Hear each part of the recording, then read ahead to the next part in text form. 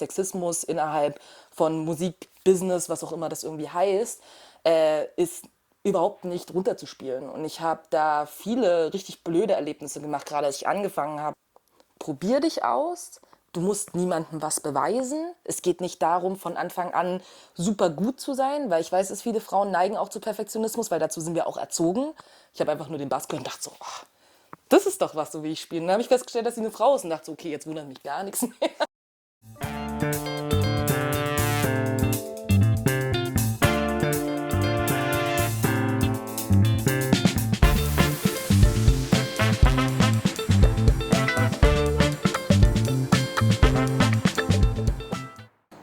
Hallo, hier ist Franka von Mädels an die Bässe. Schön, dass ihr wieder dabei seid. Ich bin heute für euch unterwegs, um mit einer Bassistin zu sprechen. Sie ist gerade auf Tour mit ihrer Band Jaguar und tritt heute hier im Coney Island in Leipzig auf. Ich werde sie jetzt treffen und kennenlernen und bin gespannt, was sie uns zu erzählen hat.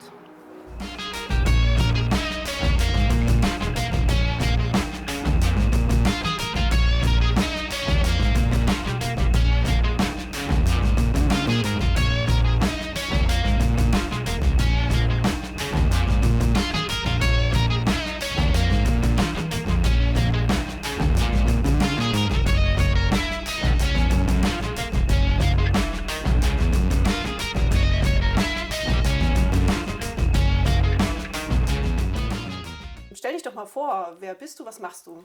Ja, mein Name ist Oyemi und ich mache viele Sachen, aber in erster Linie Musik. Ich spiele Bass bei der Band Jaguar.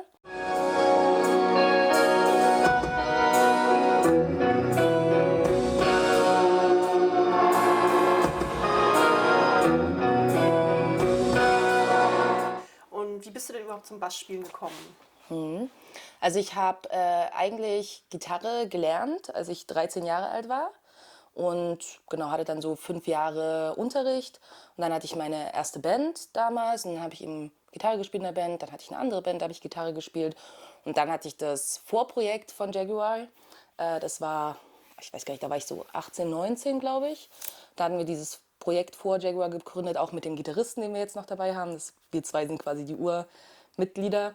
Und wir waren eigentlich zu viert, ich habe Gitarre gespielt und unser jetzt auch noch Gitarrist hat Gitarre gespielt. Und dann hatten wir halt eine Bassistin und einen Schlagzeuger. Und dann hatten wir immer mal wieder so ein bisschen Besetzungswechsel am Schlagzeug und am Bass. Und dann, ja, nachdem der letzte Bassist gegangen ist, waren wir so ein bisschen so, keine Lust mehr auf 4 Leute. Das ist irgendwie mehr Orga und mehr Diskussion und alles. Und dann war so ein bisschen die Idee, okay, wenn man Bass und Gitarre quasi hat und nicht noch eine zweite Gitarre, dann ist halt auch mehr Raum und dann kann man einige Sachen auch mehr machen, irgendwie am Sound von der Gitarre, wenn man jetzt nicht 2 Gitarren hat, die alle irgendwas machen. Und genau, dann entstand so ein bisschen die Idee, ob ich nicht Bass spielen könnte. Bis dahin habe ich mich mit Bass überhaupt gar nicht beschäftigt gehabt und habe dann quasi gewechselt und hatte erst so ein bisschen Unmut darüber, weil ich eigentlich gerne Gitarre gespielt habe, das war ja so mein Instrument. Und habe ich so ein paar Jahre gebraucht, um irgendwie mich damit abzufinden, dass jetzt Bass mein Instrument ist. Und ich habe es aber jetzt seitdem auch sehr lieben gelernt. Und dann bin ich beim Bass geblieben. Also ich habe Bass nicht gelernt, ich habe Gitarre gelernt und bin dann zu Bass gewechselt. Ah. Denkst du, du hast dann irgendwie eine andere Herangehensweise vielleicht gehabt, wenn du von der Gitarre kommst? Ja, auf jeden Fall. Also es ist mir auch aufgefallen, und sagen mir auch Leute immer wieder, ich spiele eigentlich Bass oft eigentlich wie eine Gitarre. So. Das ist halt auch so, ist so ein bisschen mein Stil auch geworden. So, ich mache halt gerne Akkorde und auch meine Art und Weise, wie ich spiele, ist halt schon. Also man erkennt schon, dass ich eigentlich eine Gitarristin bin, die Bass spielt. Aber mittlerweile identifiziere ich mich sehr als Bassistin. Also Gitarre fehlt mir manchmal ein bisschen. Aber ich bin sehr glücklich mit dem Bass und versuche mich auch daran weiterzuentwickeln. Aber ich bin immer noch so, ich lerne immer viel dazu.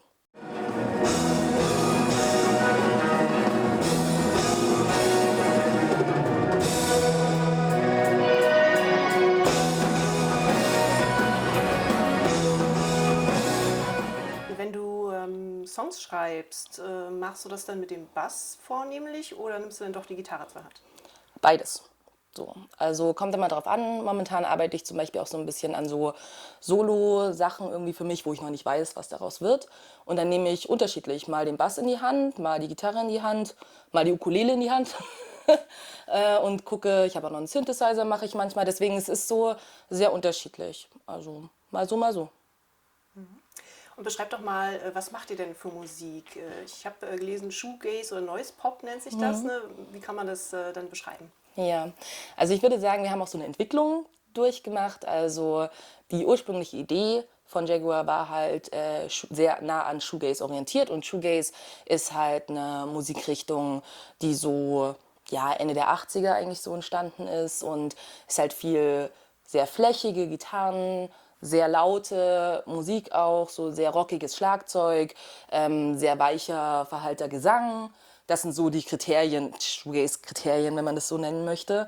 Und genau, wir haben aber schon immer versucht, eher so ein bisschen uns nicht so an Genregrenzen zu halten und haben dann eher so ein bisschen unser eigenes Ding entwickelt und wir entwickeln uns auch immer wieder anders. Also es ist so, jetzt das letzte Album klang halt so, jetzt arbeiten wir am neuen Album, das klingt schon wieder alles ganz anders. Also, aber ich glaube, charakteristisch für uns ist vor allen Dingen, dass wir sind verspielt, wir mögen es, wenn es laut ist, wir mögen es, wenn es rockig ist, aber wir sind auch irgendwie experimentell auf unsere Art und Weise. So eine experimentelle Popband, würde ich eigentlich sagen. Ja. Und welchen Platz nimmt denn der Bass in eurer Musik ein? Was ist dir wichtig, wenn du die Basslinie entwickelst? Also ich finde, wichtig ist auf jeden Fall diese, wie nennt man das? Also das halt Schlagzeug und Bass haben eine sehr, sehr enge Beziehung bei uns. Also weil die Gitarre macht halt sehr viel Glitzer überall so. Die macht immer so ein bisschen, was sie will. Und Bass und Schlagzeug sind eine Einheit. Das ist so das Erste, was mir wichtig ist. Und ansonsten ist es schon so, dass ich teilweise wirklich einfach die Grundlage biete. Da ist es nicht so, dass ich mir denke, oh, ich kann jetzt hier alles zeigen an Variationen, was ich kann. So. Es gibt so Momente, wo ich auch mal sehr an mir arbeiten musste, damit ich jetzt was spielen kann, was ich mir vielleicht in meinem Kopf überlegt habe, was mir nicht so leicht von der Hand ging. Aber in erster Linie möchte ich, dass es dem Song passt. So. Und genau, deswegen, das ist auch so ein wichtiges Kriterium. So Schlagzeug, Bass. Bass ist irgendwie Fundament. Bass kann auch mehr experimentell sein. Aber mir geht es nicht darum, irgendwie einfach nur zu zeigen, wie krass ich am Bass bin. So. Genau. Aber wie ist denn das eigentlich? Also hast du so eine Übungsroutine? Entwickelst du dich ständig weiter am Bass? Was willst du gerade momentan gerade noch lernen? Also ich bin super, super faul. Das ist ein wichtiger Punkt. Das war auch schon damals im Gitarrenunterricht. Hat mein Gitarrenlehrer immer gesagt so, du bist so talentiert, aber wenn du dich einfach mal hinsetzen würdest und üben, dann würdest du dich viel besser und schneller entwickeln. Ich war mal so, ja, und ich bin halt relativ gut darin zu improvisieren und ich habe ein gutes musikalisches Verständnis. Ich habe angefangen Musik zu machen, da war ich 5 Jahre alt. Das liegt auch in meiner Familie. Bei uns haben alle Instrumente gelernt und deswegen kann ich halt immer gut schummeln. So, das ist so einer meiner guten und schlechten Eigenschaften zugleich. Und ich glaube, dass am meisten habe ich mich eigentlich immer an Instrumenten, auch am Bass, innerhalb von einem Bandkontext entwickelt. Also wenn dann halt ein Song ist, wo wir eine Idee haben gemeinsam, okay, da könnte irgendwie das und das am Bass passieren. Und ich denke so, das weiß ich gar nicht, wie das spielen soll. Dann übe ich schon natürlich irgendwie dafür. Ja, was ich lernen möchte, ich glaube, es ist so mehr auch den Ton zu formen in der Hand.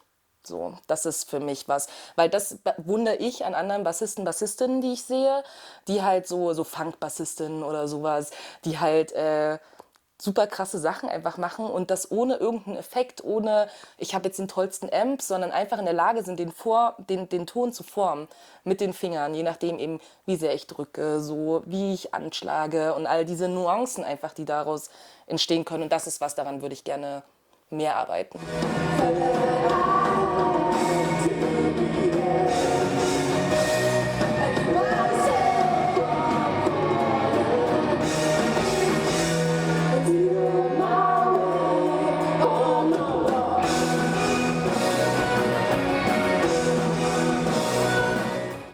Was auch besonders ist an dir, ist ja, dass du auch singst und ganze Songs auch singst, während du Bass spielst. Ne?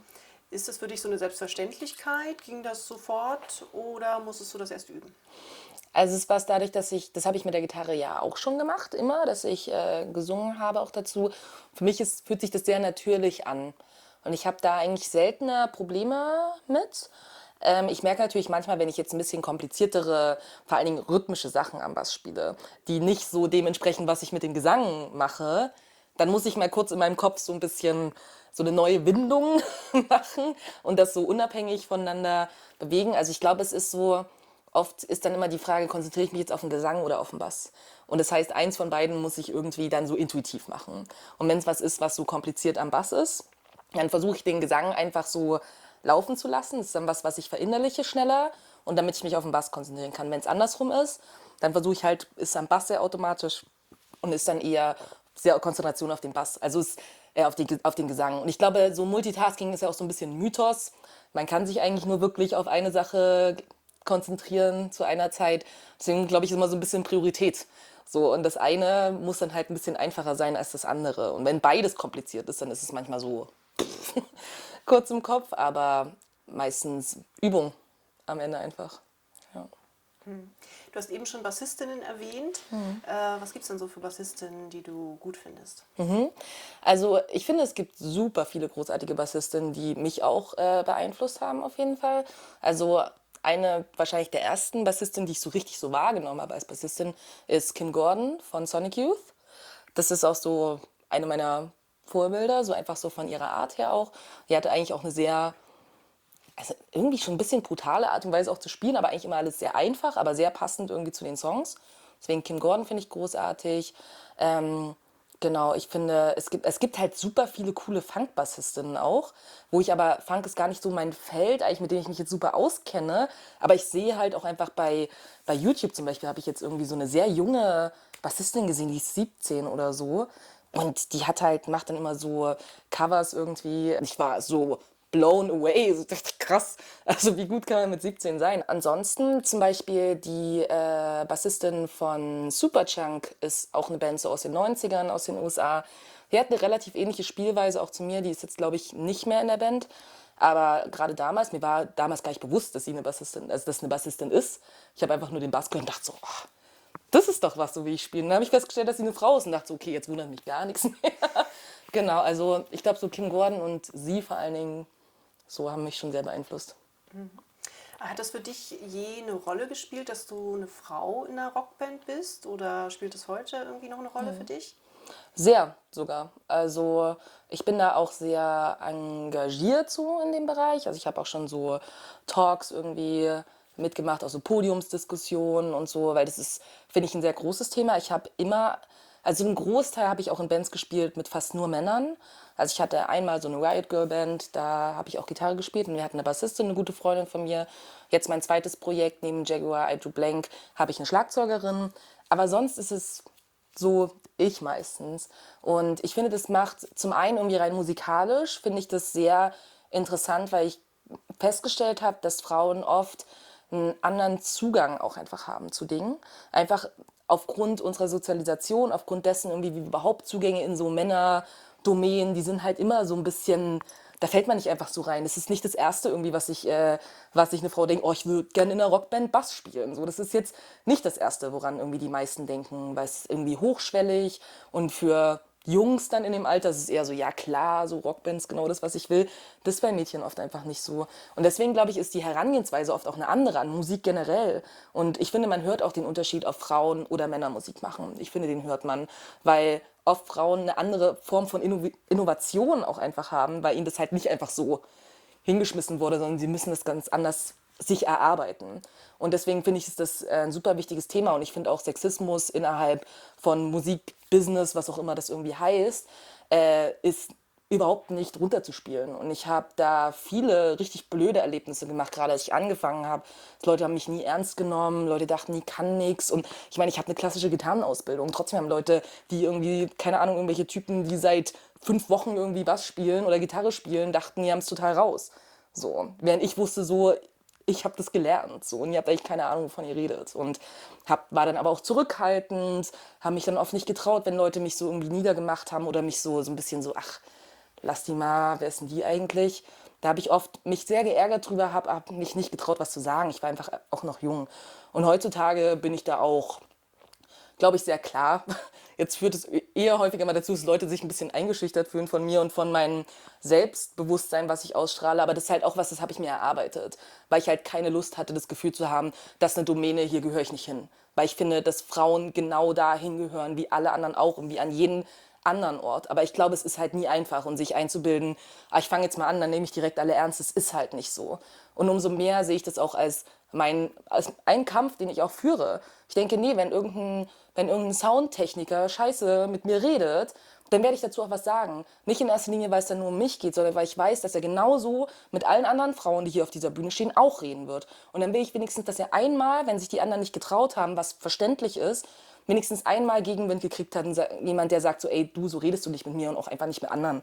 Das ist einfach nicht angebracht, so, was ist denn dein Problem?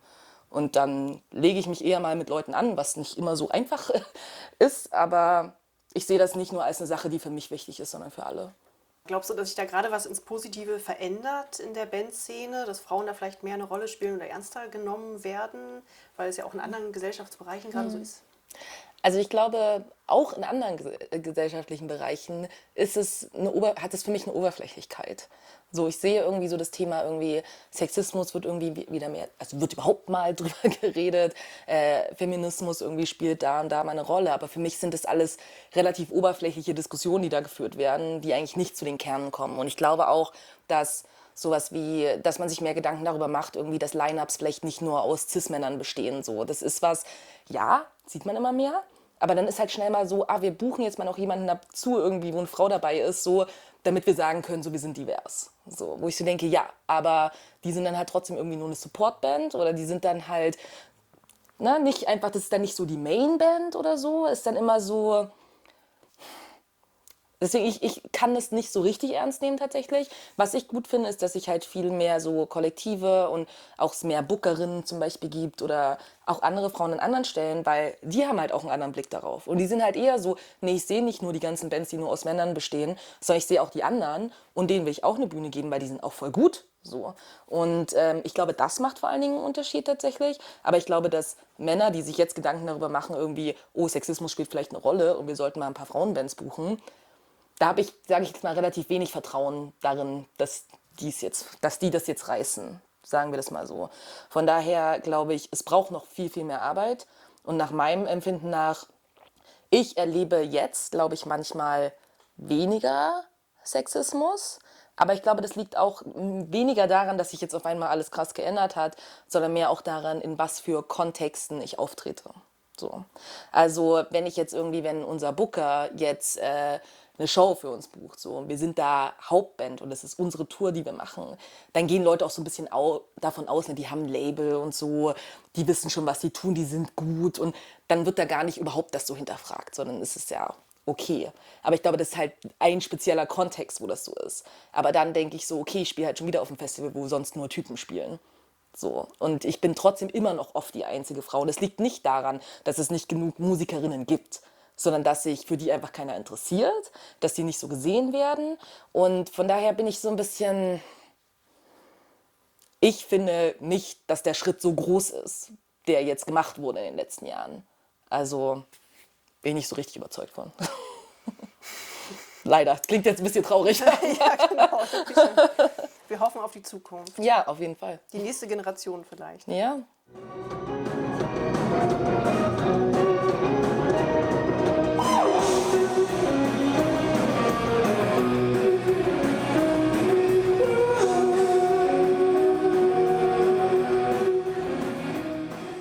Wo wollt ihr denn eigentlich hin mit eurer Band? Also habt ihr vielleicht ein gewisses Ziel, zum Beispiel damit wirklich mal so viel Geld zu verdienen, dass ihr davon leben könnt, dass ihr nicht mehr einen anderen Job machen müsst? Ist das überhaupt möglich in dem Genre? Also, ich bin Realistin generell. Von daher, ja, das ist eine Vorstellung, die ich, seit ich angefangen habe, Musik zu machen, war das meine Idee davon. Ich würde es nicht mal Traum nennen, sondern ich denke, das ist was, ich glaube schon daran, dass man irgendwie, wenn man viel arbeitet und natürlich aber Leute einem auch Chancen geben, dass das an sich möglich ist. Es wird aber auch immer schwerer. Aufgrund dessen, wie dieses Business halt auch gestrickt ist. So, wo verdient man noch Geld? Es gibt Streaming-Plattformen. Kaum noch jemand irgendwie gibt Geld für Musik aus. So, damit ist es heute sehr viel schwerer, von Musik zu leben, als es vielleicht vor 20, 30 Jahren war. Das ist eine Realität. Von daher ist es, glaube ich, nur von Musik zu leben, also nur ich spiele in einer Band und damit verdiene ich Geld, halte ich für unrealistisch. Aber was ich mir wünsche, ist die Möglichkeit zu haben, innerhalb irgendwie von Musik auch noch andere Dinge zu tun, neben ich mache Musik. Also zum Beispiel einfach mehrere Projekte zu haben, das, was ich auch schon so gemacht habe, so mal Gesang für für das ein oder andere Projekt, in dem ich jetzt nicht Teil bin, zum Beispiel hinzuzugeben. So, da habe ich auch GEMA-Einnahmen davon. Genau, ansonsten irgendwie im Bereich Management zum Beispiel, irgendwie für Bands, Tourmanagement sind so Sachen, die kann ich mir vorstellen zu machen, so dass ich trotzdem immer irgendwie in diesem Musikkosmos sein kann und jetzt nicht noch einen komplett anderen Job machen muss. Weil neben dem, dass ich bin ja Sozialarbeiterin, neben dem, dass ich meinen anderen Job auch mag, ist es trotzdem so, diese zwei Welten sind so sehr unterschiedlich, dass ich merke, dass mich das sehr unter Druck setzt und mich auch stresst, zwischen diesen zwei Welten so hin und her springen zu müssen immer. Und die eine Welt versteht die andere Welt nicht. Und ich bin immer irgendwie so in beiden. Und ich merke, das ist auch einfach anstrengend. Und die Möglichkeit zu haben, einfach nur in diesem Musikkosmos zu sein, ist schon was ich mir wünsche. Auf der anderen Seite bringt es einem auch immer wieder gut auf den Boden der Tatsachen, weil soziale Arbeit irgendwie mit Menschen, die in irgendeiner Weise Unterstützung benötigen, zeigt halt auch, Musik ist halt Schnickschnack. So. Ich finde Musik super, aber diese Welt würde auch ohne Musik existieren. So. Und andere Menschen haben halt echte Probleme und die löst Musik halt nicht. Und von daher finde ich das schon auch irgendwie schön, so diese andere Seite zu haben, aber es schränkt mich zu sehr an. Von daher ist es schon was ich mir irgendwie vornehme und woran ich arbeite, aber mal gucken. Ich gucke mal, was sich ergibt und dann werde ich Chancen nutzen, wenn sie sich ergeben. Hast du vielleicht eine Botschaft an andere Mädels oder Frauen, die auch Bass spielen wollen? Also ich wünsche es mir auf jeden Fall, dass sehr viel mehr junge Frauen irgendwie sich auch an den Bass trauen. Meine Message wäre vielleicht an die Frauen oder an die jungen Frauen zu sagen, mach das, probier dich aus. Du musst niemandem was beweisen. Es geht nicht darum, von Anfang an super gut zu sein, weil ich weiß, dass viele Frauen neigen auch zu Perfektionismus, weil dazu sind wir auch erzogen. Und zu sagen, ja, man kann auch scheiße sein. Und ich finde, es gibt so viele richtig schreckliche Männer-Punkrock-Bands. So. Und keiner von denen macht sich eine Platte darüber, irgendwie, ob das jetzt perfekt ist, was sie machen oder nicht. Und ich wünsche mir natürlich so eine Einstellung für Frauen auch. Von daher wäre meine Message an Frauen natürlich, ja, come on, do it. Aber ich habe auch eine Message an Gesellschaft und die ist, lasst halt Mädchen auch einfach mal so sein, wie sie sind. Anstatt immer an ihnen rumzudoktern und zu sagen, wie perfekt sie nicht sind und was sie lieber machen sollten und wofür sie gemacht sind und wofür nicht. Sondern einfach mal Menschen sich einfach entwickeln zu lassen, unabhängig von Geschlecht oder von Herkunft oder von irgendwas. Sondern einfach mal Menschen sein zu lassen, wie sie sind und jedem erstmal alles zutrauen. Und dann kann sich immer noch zeigen, was geht. Und warum lohnt es sich, in der Band zu spielen? Also kannst du vielleicht mal beschreiben, was ist eigentlich das Tolle daran? Das ist eine Frage, die habe ich mich auch schon ein paar Mal gestellt. Weil neben dem, dass es super anstrengend ist und nervenaufreibend und dein ganzes Geld und deine ganze Zeit frisst, ist das eine sehr berechtigte Frage. Aber ich glaube, was es für mich lohnt, ist eigentlich genau dann, wenn ich einen Gig spiele und da sind junge Frauen vor der Bühne, die oft auch auf meiner Seite der Bühne stehen und die danach auf mich zukommen und sagen so, hey, ich finde es richtig cool, was du machst und hey, du hast mich inspiriert, irgendwie das auch zu machen oder boah, ich traue mich nicht und dann kann ich irgendwie sagen so, hey, komm, so, ich kann dich irgendwie auch unterstützen. So, und wenn sich daraus was ergibt, das ist es das, was für mich schön macht. Dass ich glaube, dass ich auch was vermitteln kann irgendwie für andere Menschen. Und da geht es mir vor allen Dingen eben um jetzt nicht männliche Personen, die sich irgendwie von mir angesprochen fühlen, das Gefühl haben, oh, ich sehe da jemanden und der macht das, was ich eigentlich auch machen möchte. Oder das inspiriert mich, das zu machen. Weil ich hatte nicht so viele Vorbilder, als ich angefangen habe, Musik zu machen. Und die Person, die mich zum Gitarrespielen gebracht hat, war, das ist jetzt kleine Jugendsünde, Avril Lavigne. So, ich war so ein großer Avril Lavigne-Fan, als ich 13 Jahre alt war. Und wahrscheinlich hätte ich ohne sie nie angefangen, Gitarre zu spielen. Und Vorbilder sind wichtig. Und ich glaube, das macht mich glücklich. Neben dem, dass Musik mich generell glücklich macht, weil das so ein Riesenteil meines Lebens und meiner Persönlichkeit ist. Es ist aber das mit anderen Menschen zu teilen und andere Menschen zu inspirieren, das ist halt richtig cool. Das finde ich auch, ja, dass Idole einen totalen Unterschied machen. Ja, auf jeden Fall. Dann sind wir eigentlich erstmal schon fertig. Vielen Dank für das Gespräch und wir gucken uns gleich nochmal an, welches Equipment und welche Bässe du mit auf Tour hast. Das machen wir auf jeden Fall.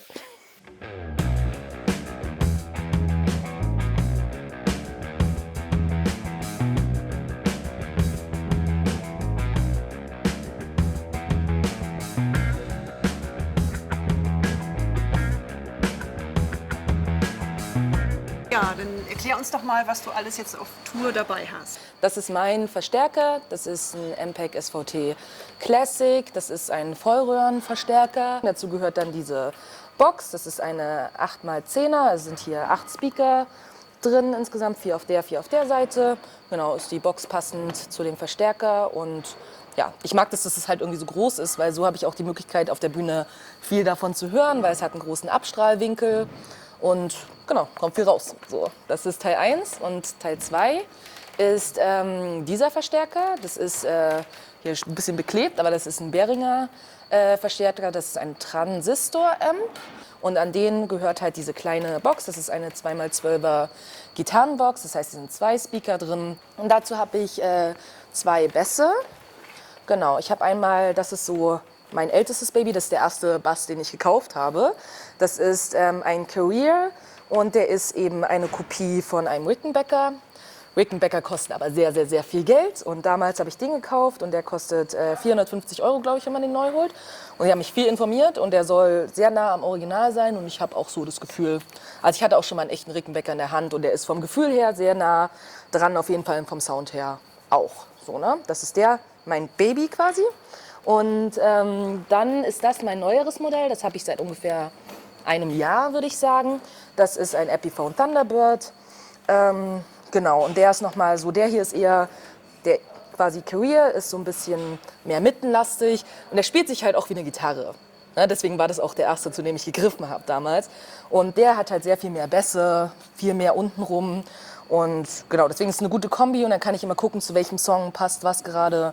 Und dann habe ich genau dieses Effektboard, so ist so ein bisschen Klimbims-Spielzeug hier. Wir haben quasi für den MPEG, ja, für den Bass-Bass-Amp quasi, ist das diese Reihe hier. Das ist so ein Preamp, der macht einfach das Signal noch mal ein bisschen crispier. Das ist ein Chorus, das ist mein Lieblingschorus. Den finde ich für Bass auch cool. Chorus Ensemble, es gibt ja verschiedene Chorusse von Boss und den finde ich am besten für den Bass. So, der ist nicht super extrem, aber macht das, was er soll. Und das hier ist ein Effekt, das habe ich relativ neu. Das ist ein Bass-Synth-War von Digitech. Und ja, die werden nicht mehr hergestellt, die sind schon ein bisschen älter. Und das ist quasi die Bass-Bass-Reihe. Und das andere nenne ich immer meinen Gitarrenverstärker, obwohl es kein Gitarrenverstärker ist, aber weil er über eine Gitarrenbox kommt. Und da habe ich jetzt diesen ganzen Quatsch hier. Das hier, diese Switchblade, splittet mein Signal. Also das ist die eine Reihe und das ist die andere Reihe. Das ist der Pitchfork von Electronic Harmonix. Das ist quasi ein Pitch-Shifter. Und mit dem kann ich hier so verschiedene Töne dazu machen. Und da habe ich meistens, nehme ich den, wo ich eine Oktave dazu machen kann. Und das klingt ganz witzig und interessant und ist ein Signature-Pedal von mir auf jeden Fall im Sound. Das hört man viel, dieses Pedal tatsächlich. Kann ich sehr empfehlen. Das ist der Fuzz-War. Das ist ein Fuzz von Death by Audio. Genau, der macht genau das, wie er aussieht. Viel Verzerrung. Dann habe ich diesen Tesla Wolf Overdrive, der ist von Jupiter FX, das ist eine deutsche Firma. Den benutze ich manchmal in Kombination, manchmal einzeln, je nachdem, wie es so ist. Genau, das ist auch ein Chorus, also ein zweiter Chorus von Danelectro. Leider bin ich kein Fan mehr von Danelectro, seit der Besitzer oder der CEO von Danelectro die Anti-Schwulen-Bewegung in den USA unterstützt. Bin ich kein Fan mehr von diesem Pedal, aber leider ist es wirklich ein gutes Pedal. Ich habe überlegt, ob ich einen No-Homophobia-Sticker irgendwo bekomme, den ich drüber kleben kann, weil ich kann auf das nicht verzichten, aber ich werde mir auch nichts Neues mehr von Danelectro kaufen. So viel dazu. Das ist ein Analog-Delay von Ibanez, der macht halt, was ein Analog-Delay macht, also da hat man so quasi wie so ein Echo. Das ist mein absolutes Lieblingspedal. Das ist die Rainbow Machine von Earthquaker Devices. Das ist eine US-Firma und das ist ich in Pedalform und das macht einfach ganz komische Geräusche. Also das ist, glaube ich, ein Chorus und auch, ich glaube, es hat auch einen Pitch-Shifter, es macht so verschiedene Sachen in einem. Und das heißt, das hier ist alles auf meinem Gitarrenverstärker, auf dem Behringer und das hier ist alles auf meinem MPEG-Verstärker. Das heißt, hier ist eher schon mehr so Clean-Signal vor allen Dingen und hier ist mehr so alles Mögliche. Und dadurch habe ich halt immer ein gutes Basssignal, ein stabiles. Und dann halt alles drüber, weil manche Effekte, gerade wenn es Gitarreneffekte sind, nehmen halt auch die Bassfrequenzen raus, wenn ich die drücke. Und ich will ja aber trotzdem immer, dass es untenrum schiebt und deswegen habe ich diese Lösung mit 2 Verstärkern und diesen 2 Linien hier. Genau. Habe ich mich nämlich auch gerade gefragt, wenn man so viele Effekte oder immer einen Effekt drauf hat, ob man so als Bassist sich noch durchsetzt, ne? Irgendwie so einen Sound. Das ist der Trick. Und Okay. es machen tatsächlich relativ viele Bassisten so und Bassistinnen. Also von wem ich mir das Konzept abgeguckt habe, ist von Lou Barlow von Dinosaur Jr. Dinosaur Jr. ist eine meiner Lieblingsbands und der macht das nämlich auch so.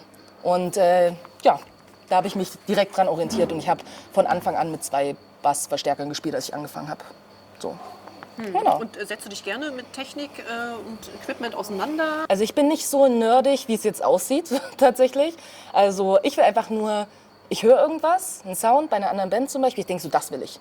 Und dann recherchiere ich, was das ist oder rede mit den Leuten und dann will ich halt genau das. Ich will, dass es funktioniert, ich will, dass es das macht, was es machen soll. Und dann hört es eigentlich auf mit dem, was mich daran interessiert. So. Okay. Dann ganz lieben Dank und ja, einen schönen Auftritt. Dankeschön.